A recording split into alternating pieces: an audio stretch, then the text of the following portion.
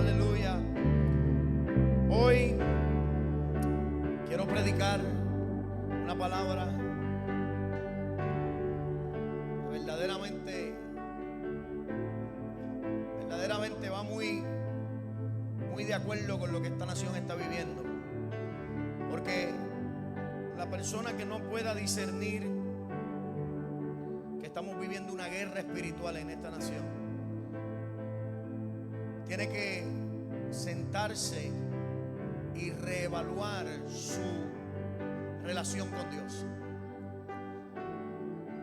Porque la guerra espiritual que estamos viviendo en esta nación es una guerra que está utilizando el temor para silenciar a los hombres y mujeres de Dios. Y lo más que me impacta es ver cómo los hombres y mujeres de Dios temen tanto que no se atreven a decir nada y prefieren pasar la vista de largo de todo lo que está sucediendo en esta nación y no levantarse y proclamar la verdad y la justicia de Dios. Hay una guerra espiritual entre la luz y las tinieblas. Guerra de tronos. Una guerra de tronos en esta nación. Quiero compartir una palabra que, aunque cuando la leamos no vamos a entender que verdaderamente esto era una guerra de tronos, una vez desarrollemos este mensaje usted va a entender por qué le puse el título de Guerra de Tronos. Mateo capítulo 16, del verso 13 en adelante. Mira cómo dice, viniendo Jesús a la región de Cesarea de Filipo, preguntó a sus discípulos diciendo: ¿quiénes dicen los hombres que es el Hijo del Hombre? Ellos dijeron: unos Juan el Bautista, otros Elías y otros Jeremías, o algunos de los profetas. Él les dijo: ¿y vosotros? ¿Quién dicen que soy yo? Respondió Simón Pedro, dijo: tú eres el Cristo, el Hijo del Dios viviente.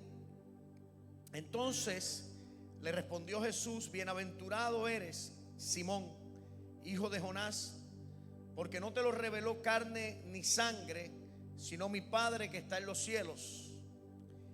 Y yo también te digo que tú eres Pedro, y sobre esta roca edificaré mi iglesia, y las puertas del Hades no prevalecerán contra ella. Y a ti te daré las llaves del reino de los cielos, y todo lo que atares en la tierra será atado en los cielos, y todo lo que desates en la tierra será desatado en los cielos. Entonces mandó a sus discípulos que a nadie dijesen que él era Jesús el Cristo. Tremendo.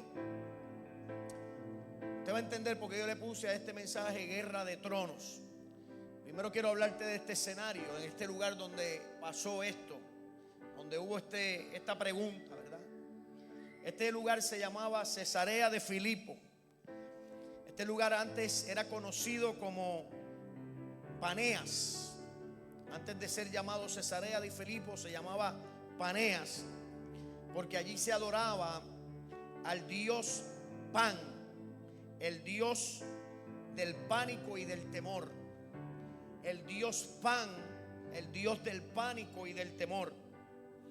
Y un conquistador llamado Felipe, el tetrarca, conquistó este territorio, ¿verdad? Felipe el tetrarca, hijo de Herodes el Grande, embelleció la ciudad con muchos nuevos edificios y cambió el nombre de aquel lugar a Cesarea, en honor al emperador César. Óigame bien.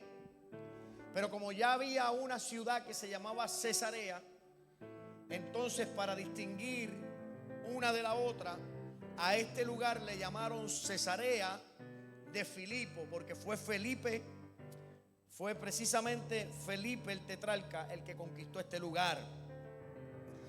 Todo conquistador tenía por derecho, óigame bien, tenía el derecho por el gobierno que ejercía su poder en aquel tiempo, el gobierno de Roma, le daba el derecho a todo conquistador a que cuando conquistara un territorio le podía poner su nombre al territorio. Pero sin embargo, Felipe, cuando conquista el territorio de Panea y le cambia el nombre, él tenía la opción de decir: yo conquisté este territorio, vamos a ponerle el territorio de Felipe. Si hubiera sido yo, y tal vez le hubiéramos llamado a aquel lugar la tierra de Alex Rodríguez. Pero Felipe era un hombre que conocía muy bien la importancia de la honra.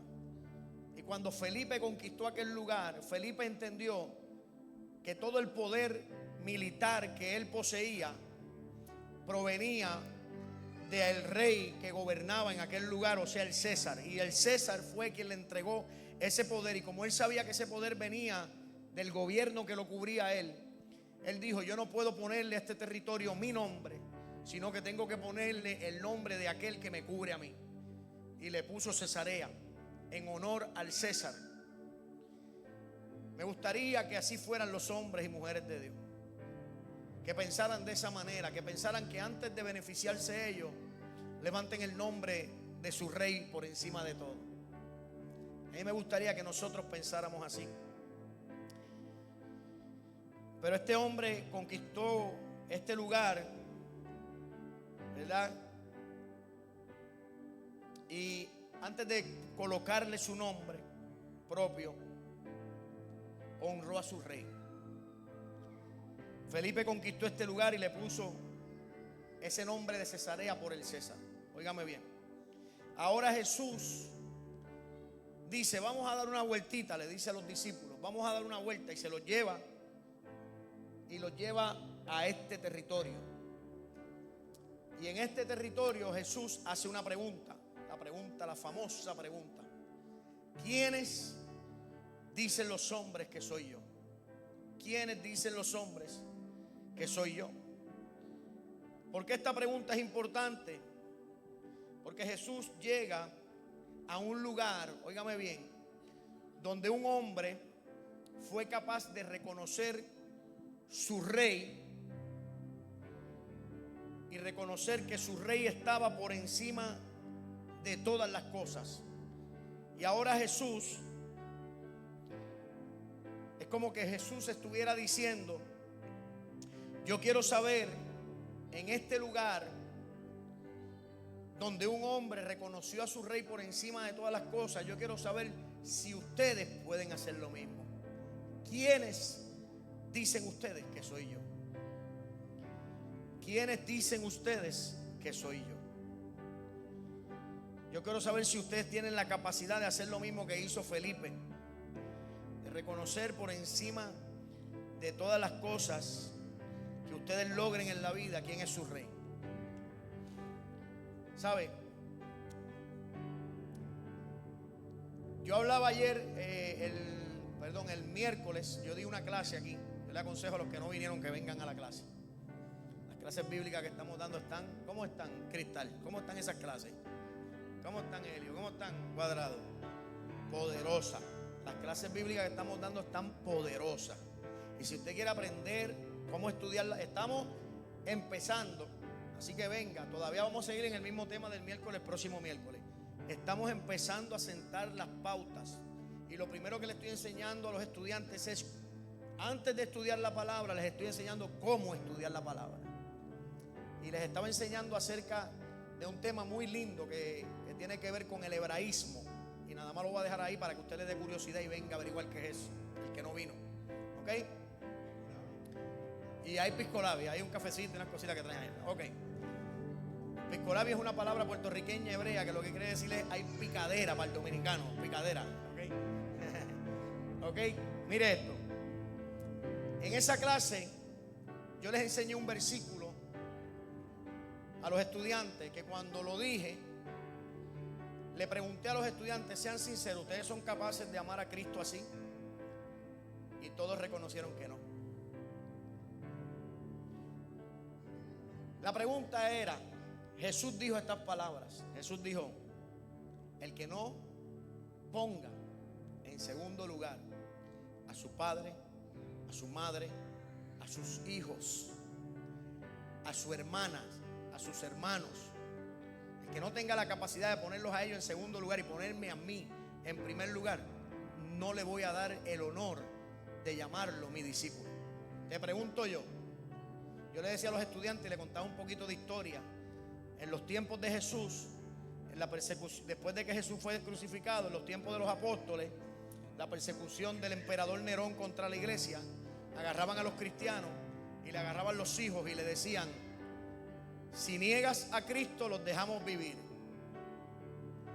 pero si no niegas a Cristo y te decides parar en tu fe, saquen a los leones. Y los leones salían después de 4 días de estar sin comer, y agarraban a los hijos y le decían nuevamente a los padres, ¿estás dispuesto a amar a Cristo por encima de tus hijos? Niégalo y los dejamos vivir.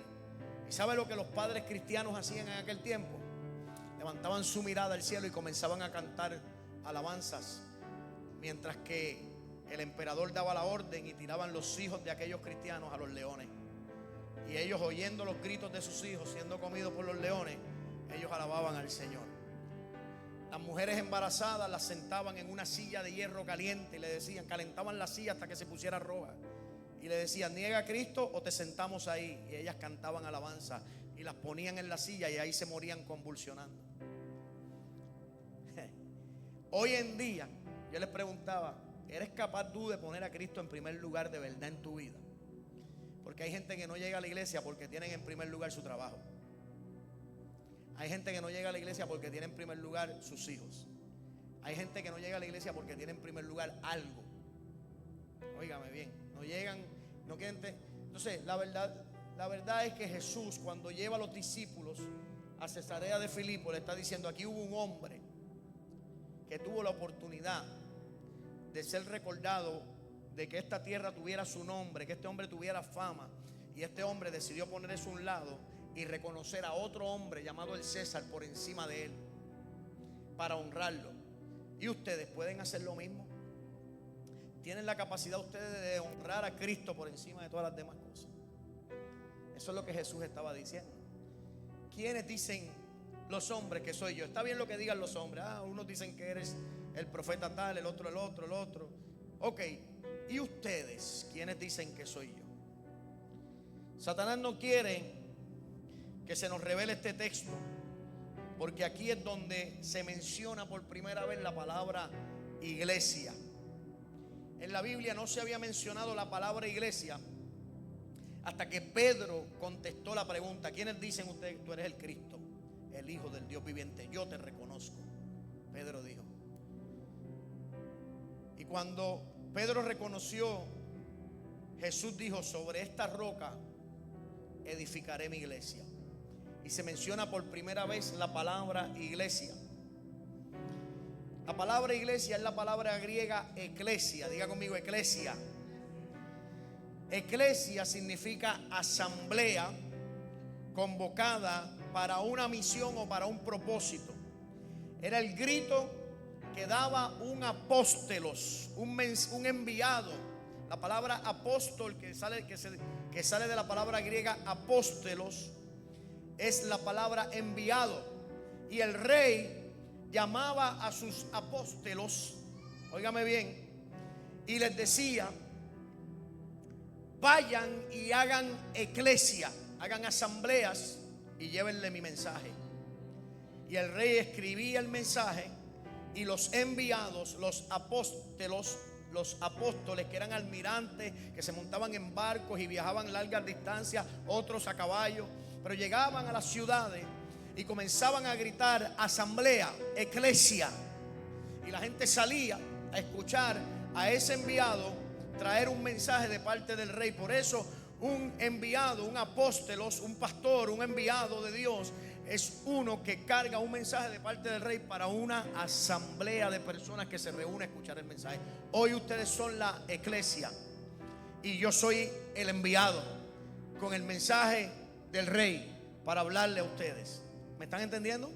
Entonces, aquí por primera vez se menciona esta palabra. Y el diablo no quiere que la iglesia se le revele lo que sucedió aquí. Jesús declaró hacer cosas sobre la iglesia.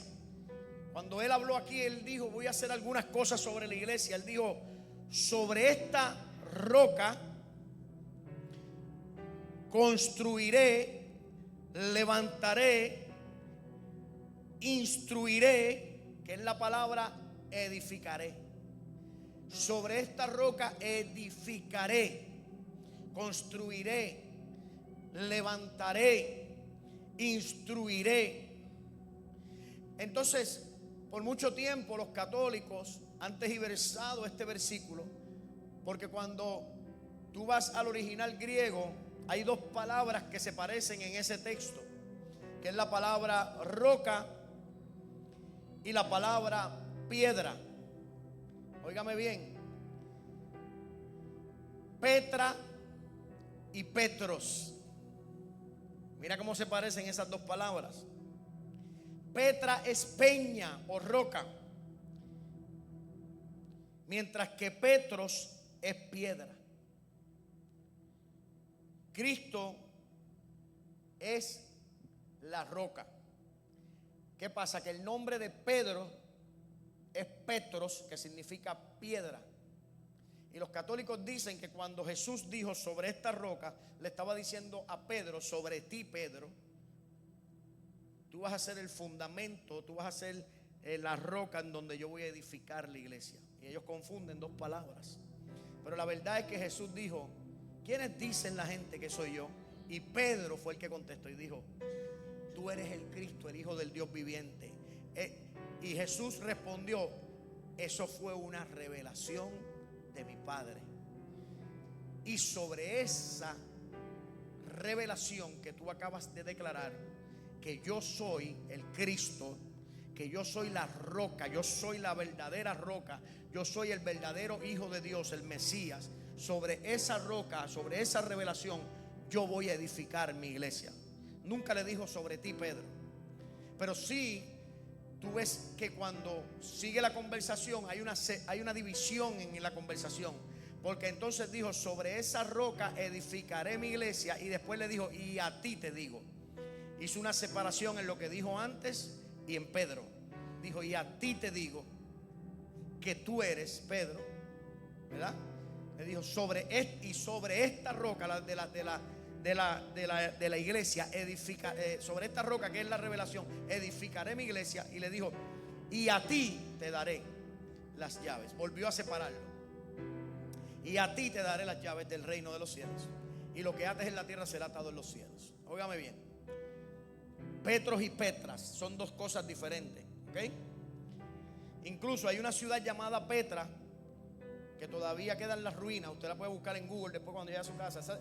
Esa ciudad se construyó en honor a Pedro, pero era del reino de Edom, uno de los reinos divididos del pueblo de Israel. Y cuando Cristo dijo: sobre esta roca edificaré mi iglesia, Él dijo dos cosas. Él dijo: voy a edificar mi iglesia, que es construir, instruir, levantar. Y después dijo: y ni aún las puertas del infierno prevalecerán contra ella. Déjame explicarte por qué Jesús dijo eso específicamente en ese lugar.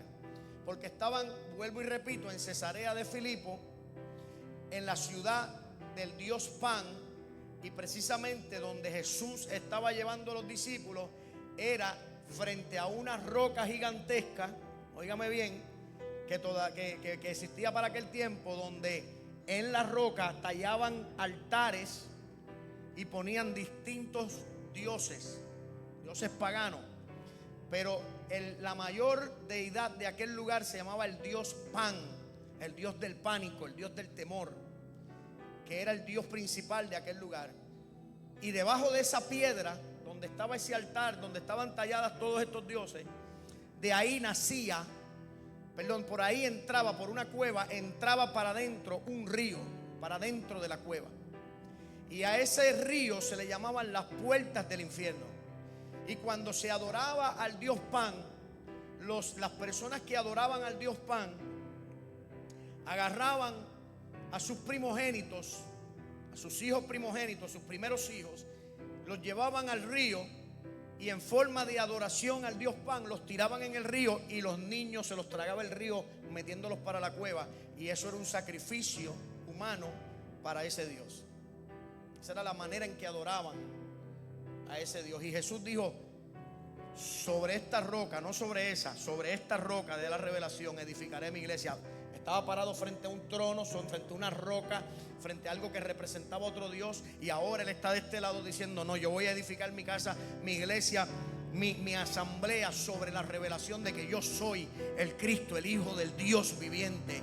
Yo voy a edificar mi iglesia, yo voy a construir y a levantar mi iglesia en esa revelación. Y luego dijo, y ni aún las puertas del infierno tendrán poder contra la iglesia. Pero ¿qué sucede hoy en día?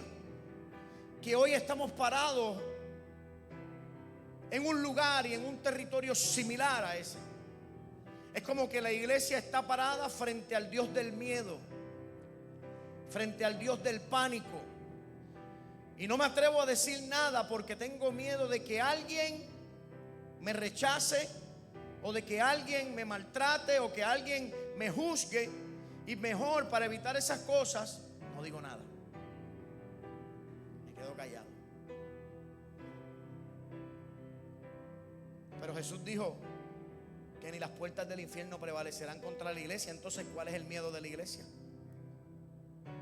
¿Cuál es el miedo de levantar nuestras voces y de hablar la verdad? ¿Entiendes?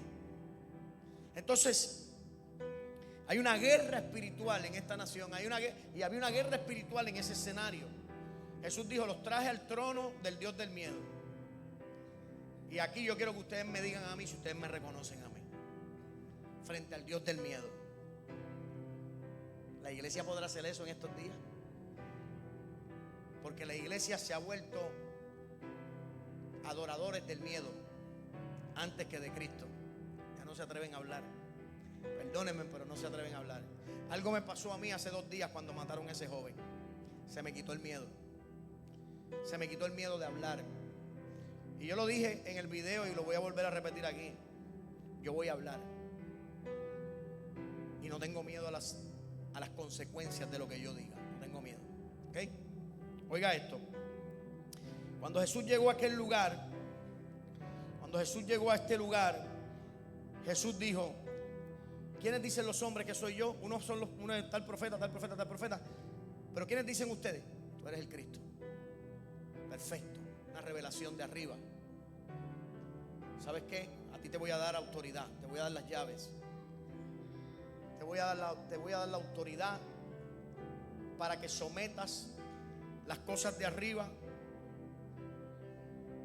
para que sometas las cosas de abajo. Le dijo: te voy a dar las llaves, y todo lo que ates en la tierra será atado en los cielos, y todo lo que desates en la tierra será desatado en los cielos. Todo lo que ates en los cielos ¿sabe? Le estaba dando una autoridad. Y la palabra llaves ahí es la palabra cerrojo. Estaba diciendo: no solamente es una autoridad de atar y desatar, es una llave que te da la oportunidad para abrir y cerrar. Es lo que Jesús le estaba diciendo a Pedro. Pedro, atrévete a abrir y a cerrar puertas. Usa esa autoridad. Cuando Jesús estaba ahí, en ese lugar, que era un lugar específico para la adoración al Dios del temor, Jesús hizo la pregunta clave que nos tenemos que hacer nosotros. ¿Quiénes decimos nosotros que Él es en nuestra vida? ¿Él es verdaderamente lo que nosotros decimos que Él es en nuestra vida? O cuando estamos de frente al Dios Pan, ya Cristo deja de ser el Hijo del Dios viviente. estamos de frente al Dios del miedo y del temor, ya Él deja de tener ese poder, ya Cristo deja de tener ese poder sobre mi vida, porque ahora estoy frente al Dios del miedo. Algo en que meditar en esta noche, algo en que meditar, porque tenemos que actuar con valentía, mi hermano, con valentía. Ya no podemos seguir callando. Mientras nosotros callamos, el Dios del pánico y del temor toma ventaja en esta nación. Toma ventaja en esta nación. Todo eso es con intención de crear un temor al punto de que la gente ya no quiera ni ir a las iglesias. Porque tengo miedo a que ahora vengan contra la iglesia. Tengo miedo de que ahora vengan contra nosotros.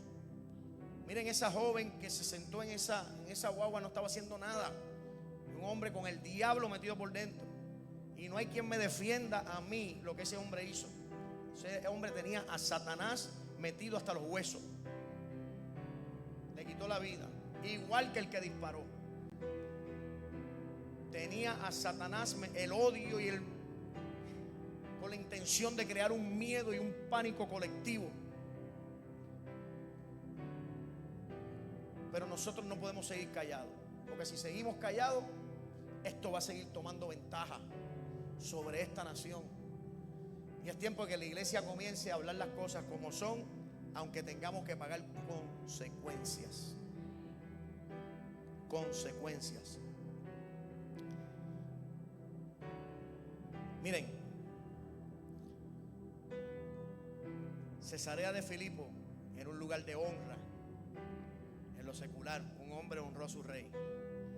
Y ahora Jesús lleva a sus discípulos y dice: usted tiene la capacidad de honrarme a mí también, por encima de todo. Eso es algo que nosotros debemos meditar. La iglesia está llamada a reconocerlo a Él por encima de todo. Una de las cosas que estudiamos el miércoles fue un versículo que aquel que no entiende y no tiene la capacidad de entender los conceptos que estábamos estudiando el miércoles, se lo puede leer y quedar confundido. Voy a explicar.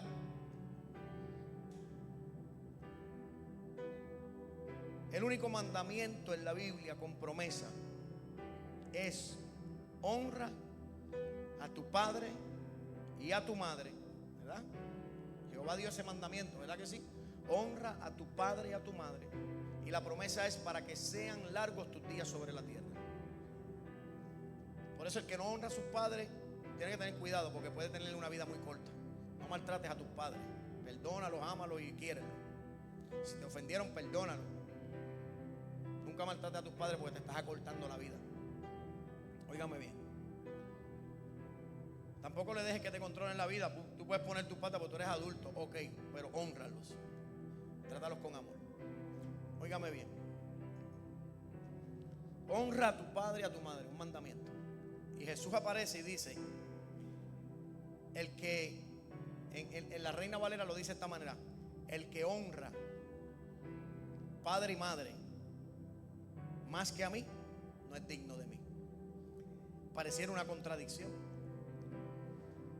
porque Dios dijo: honra a tu padre y a tu madre. Y Jesús dijo: el que los honre a ellos más que a mí, no es digno de mí. Eso fue un hebraísmo. Un hebraísmo. Lo voy a dejar ahí, porque para que vengan a la clase a averiguar por qué no es una contradicción. Si no vienes a la clase, nunca vas a saber. Te vas a quedar con la duda. Pero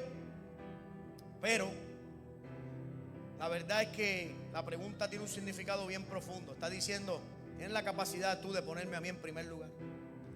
Eso es lo que Cristo quiere que nosotros hagamos, iglesia. Nosotros tenemos que ponerlo a Él en primer lugar. Nada más. Si verdaderamente los cristianos de hoy en día dijeran, ¿verdad? Si verdaderamente, los cristianos de hoy en día tuvieran a Cristo en primer lugar, no se quedarían en su casa ni un día. Saldieran todos los días a predicar a Cristo. Le hablarían a todos los que se encuentran por el camino de Cristo, como hacían los primeros cristianos. Entonces, ¿quiénes dicen ustedes que soy yo? Jesús dijo: tenemos que levantarnos. Tenemos que levantarnos. La iglesia tiene que salir de esta apatía, de este letardo espiritual que estamos viviendo, y tiene que causar un impacto. Nosotros fuimos llamados a ser luz en medio de las tinieblas. Y si la luz se pone debajo de un almud, no sirve para nada. Y somos llamados a ser sal de la tierra. Y si la sal no sala, es tirada al piso y pisoteada por los hombres, dice Jesús. No sirve para nada. Entonces, ¿quiénes dicen ustedes que soy yo? Esto es una guerra de tronos. ¿Entiendes lo que te estoy diciendo? Cuando digo guerra de tronos, ¿a quién verdaderamente debemos nuestro temor? ¿Al Dios del miedo o a Cristo? Porque hay un temor que tenemos que abrazar, y es el temor de la reverencia y la honra y la fe en Cristo. No el temor del miedo. Es más, el miedo no debe ser parte de nuestro lenguaje. Porque el miedo, óigame bien, es un freno a lo que Dios quiere hacer con tu vida. Cuando tú pierdas el miedo, hay cosas que tú estás orando por ellas, pero estás orando con miedo, sin temor a hablar. Y el día que tú pierdas el miedo, puede ser que Dios te respalde de una manera tan grande que veas el milagro por el cual tanto has orado. Pero pierde el miedo, iglesia. ¿Sabes qué? Ustedes todos lo vieron. Yo estoy seguro que casi todos los que tienen TikTok aquí lo vieron. El video que yo subí indignado antier. Me dio risa, porque vi en los views a casi todos los de la iglesia, pero no los vi en los likes, no los vi en los comentarios. Por miedo. Pero vi un montón de gente de otras iglesias, de otros países cristianos. Es verdad. Alguien tiene que levantarse a decirlo. Sorry, pero lo tenía que decir. Y verdaderamente tenemos que perder el miedo si queremos causar un impacto. ¿Quiénes dicen ustedes que soy yo? Amén. Vamos a dejarlo hasta ahí esta noche. Como dije en el video esta mañana, let it sink in. Deja que eso digiere eso que dije. ¿A quiénes vamos a servir? ¿Al Dios del miedo? ¿O vamos a servir a Cristo y vamos a hablar la verdad? Amén. Vamos a orar. Padre, gracias. Gracias por tu palabra. Gracias por la revelación. Gracias porque tú haces iglesia, haces asamblea para enviarnos tu mensaje. Te pedimos que nos fortalezcas y nos des la osadía y la valentía para hablar sin miedo. En el nombre de Jesús, Señor. Que no temamos, que no sintamos que el temor de las consecuencias no sea un freno para quedarnos callados mientras que las tinieblas avanzan. En el nombre de Jesús, yo te lo pido, Señor. Glorifícate en nuestras vidas y danos un espíritu de osadía y de valentía para llamar lo que es malo, malo, y lo que es bueno, bueno. En el nombre de Jesús te lo pedimos, Señor. Danos espíritu de sabiduría. Danos la capacidad de movernos estratégicamente en tu reino para poder deshacer las obras del enemigo. En el nombre de Jesús te lo pedimos, Señor. Amén. Amén, amén. Dios te bendiga, iglesia. Vayan con la paz de Dios a sus casas.